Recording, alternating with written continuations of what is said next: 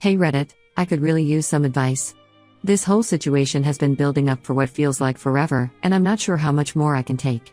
It all revolves around my brother-in-law, Tim, 30M, and how things have spiraled out of control since he moved in with my husband, Matt, 32M, and me, 27F, after his divorce. To give you some context, I've known Tim for about 7 years now, ever since Matt and I started dating in college. From the moment I met him, Tim was always the life of the party. He's got this magnetic personality that just draws people in.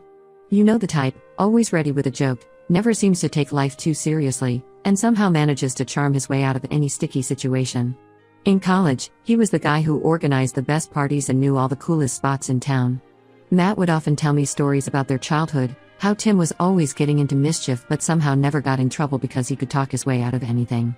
Matt and Tim have always been close, despite their different personalities. Where Tim is all spontaneity and charm, Matt is steady and responsible. I fell in love with Matt precisely because of his stability and reliability.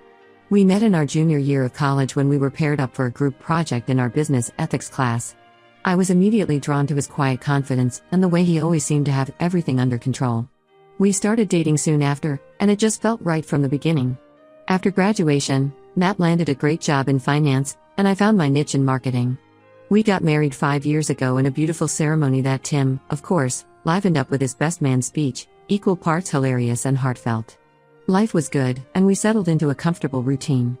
We bought a cozy 3-bedroom house in the suburbs, thinking ahead to the future when we might start a family. Tim, on the other hand, never really settled down. He bounced from job to job, bartender, sales rep, even a brief stint as a motivational speaker. Nothing ever seemed to stick, but he always landed on his feet somehow. That all changed when he met Laura, 28F, at a mutual friend's wedding 3 years ago. It was like watching a whirlwind romance unfold in real time.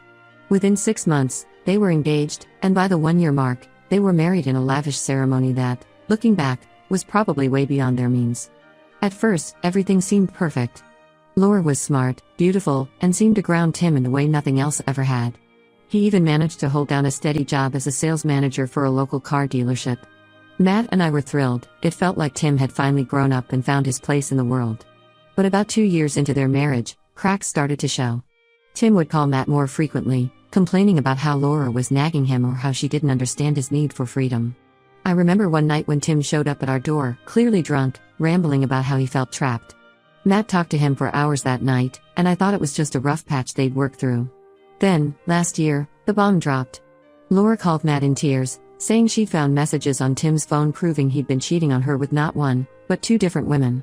One was a co-worker, and the other was a regular at the bar where he'd picked up some weekend shifts. The family was in shock. Tim had always been a flirt, but no one thought he'd actually cheat. The divorce was ugly. Laura was, understandably, furious, and Tim's charm couldn't talk him out of this one. He lost his job at the dealership when his affair with the co-worker came to light, and suddenly, the guy who always landed on his feet was in free fall. That's when Matt stepped in. He was devastated to see his brother like this and insisted that Tim move in with us while he got back on his feet. I had my reservations. Our house isn't huge, and I valued our privacy, but I could see how worried Matt was. Plus, I genuinely thought it would only be for a few months at most. Tim had always bounced back before, right? Wrong. It's been over a year now, and not only is Tim still here, but things have gone from bad to worse. He managed to get a job at a local bar, but he doesn't contribute a dime to rent or utilities. He claims he's saving up for his own place, but I have yet to see any evidence of that. Our guest room, which I used to use as a home office, has turned into a pigsty. Clothes strewn everywhere, empty beer cans piling up, and don't even get me started on the state of the guest bathroom. What's really starting to get to me is Tim's attitude. It's like he expects me to be his personal maid. He leaves dishes in the sink for days, never does his own laundry, and acts offended if I ask him to clean up after himself. I work from home 2 days a week, and it's become unbearable. He'll wander into the kitchen while I'm on a Zoom call, making noise and sometimes even trying to chat with me. The worst part is how it's affecting my relationship with Matt. We've started fighting more and more about Tim. Every time I bring up that it might be time for him to move out, Matt gets defensive. He keeps making excuses, saying Tim is still struggling with the divorce and needs more time. But how much time is enough? I'm starting to feel like a guest in my own home, tiptoeing around Tim's moods and messes. Last week was the final straw for me. Matt and I had a rare night out together, dinner and a movie, nothing fancy, just a chance to reconnect. We got home around 11 p.m. to find our house had been turned into party central. Tim had invited a bunch of people over, most of whom I'd never even seen before. There were empty beer cans and pizza boxes everywhere, someone had spilled red wine on our cream-colored carpet, and I'm pretty sure I smelled weed coming from the guest room. I was furious. This was our home, not some frat house. When I confronted Tim, he just shrugged it off with that charming smile of his and said he was blowing off some steam. What really got to me was Matt's reaction. He seemed more amused than angry, helped clean up a bit, and told me to let it go. It was like he was back in college, covering for his little brother's antics. I don't know how much more of this I can take. I love Matt, and I know he's in a tough position, but I feel like our life is on hold. We've talked about starting a family, but how can we even consider that with Tim taking up space and resources? I'm starting to resent both of them, Tim for taking advantage of our hospitality, and Matt for letting him. I've tried talking to my friends about this, but they're divided. Some think I'm being too harsh and that family should always come first. Others are shocked we've let it go on this long. I'm at a loss. How long am I supposed to put up with this? Am I the asshole for wanting Tim to leave and for expecting Matt to back me up on this? I know family is complicated, and I don't want to come between brothers, but I also feel like I have a right to be comfortable in my own home. Any advice on how to handle this without blowing up my marriage would be greatly appreciated. I'm starting to feel like I'm the crazy one for being upset about this situation. Update 1: It's been about 2 weeks since I posted here, and I have to say, things have taken a turn I really wasn't expecting. First off, I want to thank everyone who took the time to read my post and offer advice. Your comments gave me the courage to finally put my foot down and have a serious talk with Matt about the whole Tim situation. After reading through all the responses, I realized that I needed to make it clear to Matt just how much this was affecting me and our marriage. So, last Saturday, I sat Matt down after dinner. Tim was out at work, and laid it all out. I told him that while I understood his desire to help his brother, the current situation was unsustainable. I explained how I felt like a stranger in my own home, how the stress was affecting my work, and how I was starting to resent both of them. I have to give Matt credit, he really listened. I think seeing how upset I was finally made him realize that this wasn't just a minor inconvenience for me. He admitted that he'd been avoiding the issue because he was worried about Tim spiraling again if we kicked him out. We talked for hours, going over everything that had happened in the past year. Matt opened up about how guilty he felt about Tim's divorce, wondering if he could have done something to prevent it if he'd paid more attention to the warning signs. In the end, we agreed that we needed to set some firm boundaries with Tim and have a serious conversation about his plans to move out. We decided to give him a timeline, 3 months to find a new place and get out on his own. We also agreed that in the meantime, he needed to start contributing to the household, both financially and in terms of chores. So, the next day, when Tim got home from his shift at the bar, we sat him down for what we thought would be a difficult but necessary conversation. Oh boy, were we in for a surprise. As soon as we started talking about him needing to move out, Tim got incredibly defensive. He started accusing me of trying to come between him and Matt, saying things like, "I knew she never liked me and you're choosing her over your own brother?" It was like all the resentment he'd been holding on to just came pouring out. Matt, to his credit, tried to calm things down. He explained that this wasn't about choosing sides, but about us needing our space back and Tim needing to get back on his feet. That's when Tim dropped a bombshell that neither of us saw coming. He claimed that Laura, his ex-wife, had reached out to him a few months ago. According to Tim, she regretted how things had ended and wanted to try and work things out. He said they'd been texting back and forth and were considering giving their relationship another shot. To say we were shocked would be an understatement. Matt and I just sat there, staring at Tim in disbelief. When we asked why he hadn't mentioned this before, he got all evasive, saying he didn't want to jinx it and that he was waiting for the right time to tell us. The whole conversation devolved from there. Matt started questioning Tim about the details, clearly hurt that his brother had kept this from him. I, on the other hand, couldn't shake the feeling that something about this story didn't add up. If Laura really wanted to reconcile, why was Tim still living with us? And why bring this up now, just when we were talking about him moving out? The discussion ended with more questions than answers. Tim stormed off to his room, leaving Matt and me to try and process what had just happened. We spent the rest of the night talking in circles, trying to figure out if Tim was telling the truth or if this was just another one of his ways to avoid responsibility. The next few days were incredibly tense in the house. Tim was barely speaking to either of us, spending most of his time in his room or out of the house. Matt was clearly struggling, torn between wanting to believe his brother and doubting the convenience of this sudden reconciliation. I, for my part, couldn't shake my suspicions. Something about the whole story just felt off. I found myself wondering if I should reach out to Laura myself, just to verify Tim's claims. But then I worried that would be overstepping and could potentially cause more problems if Tim was actually telling the truth. So here we are, 2 weeks later, and I feel like we're in an even more complicated situation than before. On the one hand, if Tim is telling the truth and he and Laura are working things out, that could solve our living situation problem. On the other hand, if he's lying, which, given his history, isn't out of the question, we're back at square one, with the added complication of broken trust. Matt is struggling to know how to proceed. He wants to believe Tim, but I can tell he's also wary of being taken advantage of again. We've had a few heated discussions about it, with Matt accusing me of being too suspicious and me feeling like he's being too naive. I don't know what to do next. Part of me wants to push the issue and demand some kind of proof from Tim about his communications with Laura. Another part of me thinks we should just stick to our original plan and insist he move out in 3 months, regardless of what's happening with his ex-wife. I thought having that conversation with Tim would solve our problems, but now I just feel more confused and uneasy than ever. Any advice on how to handle this new development would be greatly appreciated. Should we believe Tim? Should we reach out to Laura? Or should we just stick to our guns about him moving out, regardless of his claims? I'm at a loss, and I'm worried this whole situation is going to drive a permanent wedge between Matt and me. Update 2. It's been about a month since my last update, and I have to say, things have taken yet another unexpected turn. I know many of you were skeptical about Tim's claims regarding Laura, and well, it turns out you were right to be. The past few weeks have been tense in our household. Tim had been spending more time out of the house, claiming he was meeting up with Laura to work on things. Matt wanted to believe him, but I could tell he was having doubts. We had a few arguments about it, with Matt accusing me of being too cynical and me feeling like he was being willfully naive. Then, about 2 weeks ago, everything came to a head in a way none of us expected. It was a quiet Sunday afternoon, and Matt and I were just relaxing in the living room when we heard a car pull up outside. I glanced out the window and saw a woman getting out of the car, looking absolutely furious. It took me a moment to recognize her as Laura. I'd only met her a handful of times at family events, and it had been over a year since I'd seen her last. Before we could even process what was happening, Laura was pounding on our front door. Matt opened it, looking confused, and Laura burst in, her eyes scanning the room until they landed on Tim, who had just emerged from his room to see what all the commotion was about. What followed was one of the most uncomfortable and revealing confrontations I've ever witnessed. Laura started yelling at Tim, demanding to know why he wouldn't leave her alone. It quickly became clear that Tim's story about their reconciliation was a complete fabrication. Not only was Laura not interested in getting back together, but she was actually in a new relationship and had been for months. According to Laura, Tim had been harassing her non-stop for weeks. He'd been calling, texting, and even showing up at her workplace, begging her to take him back.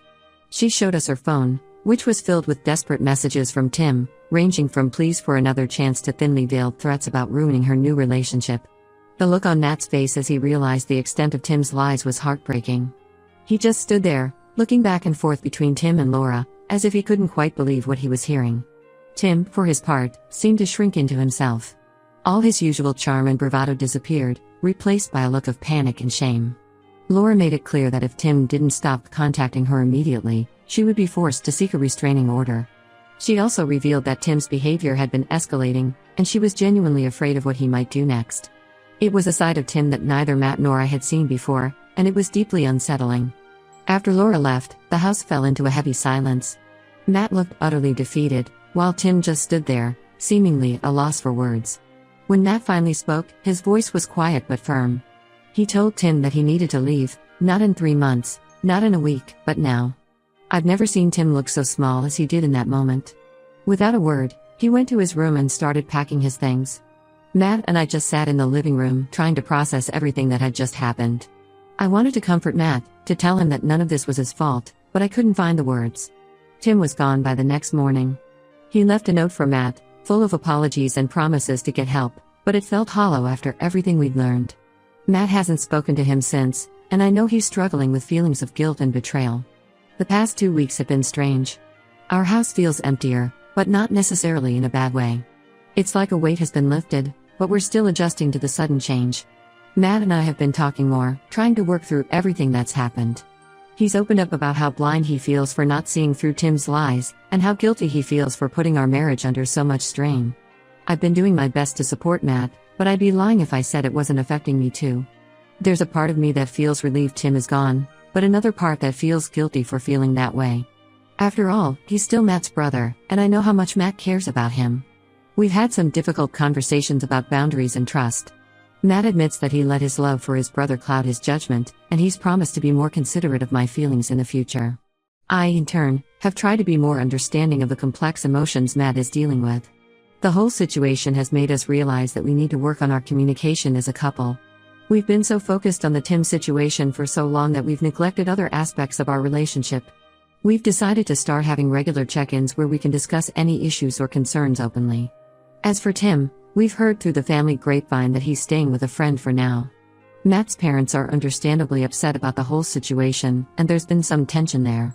They seem to think we should have done more to help Tim, but Matt has been firm in explaining why that wasn't possible. I'm still processing everything that happened with Laura.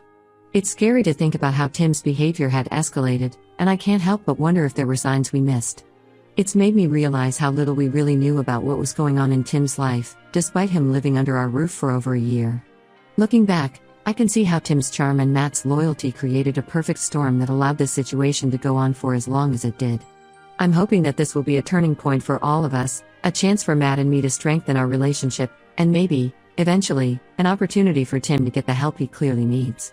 For now, though, we're taking it one day at a time. Our house feels like our own again, and we're slowly finding our way back to the routines we had before Tim moved in.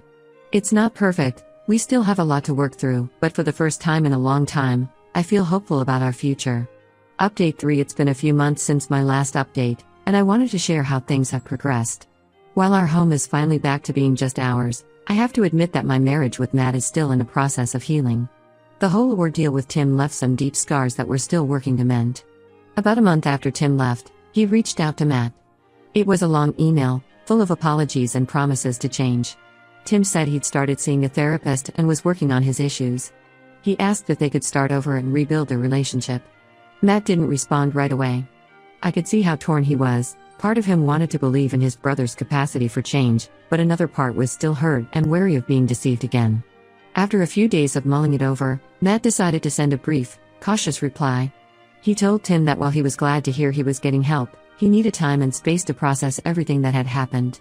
He made it clear that any future relationship would need to be built on honesty and respect, not just for Matt, but for me and our marriage as well. Since then, there have been a few sporadic text messages between them, mostly initiated by Tim. Matt keeps me in the loop about these communications, which I appreciate.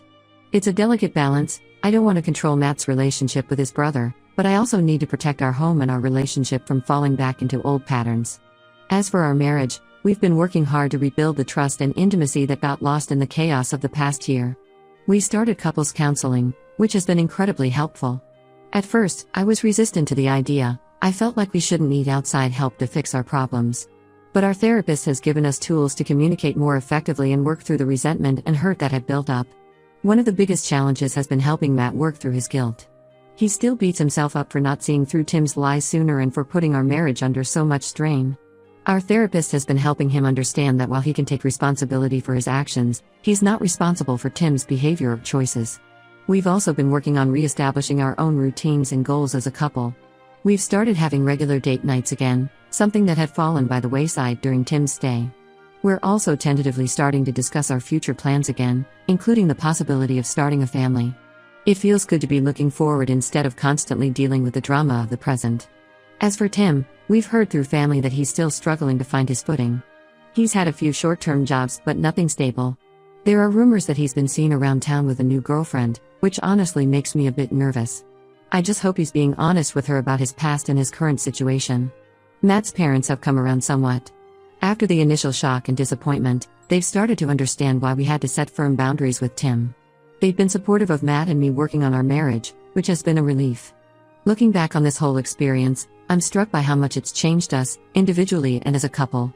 There were moments when I wasn't sure our marriage would survive the strain, but in many ways, I think we've come out stronger. We've learned a lot about communication, boundaries, and the importance of putting our relationship first. That's not to say everything is perfect. We still have our moments of tension, especially when the topic of Tim comes up. But we're better equipped now to handle these challenges together. We're more honest with each other about our feelings and more willing to compromise. As we move forward, I'm cautiously optimistic. I know there will likely be more challenges ahead, especially as Matt navigates his evolving relationship with Tim.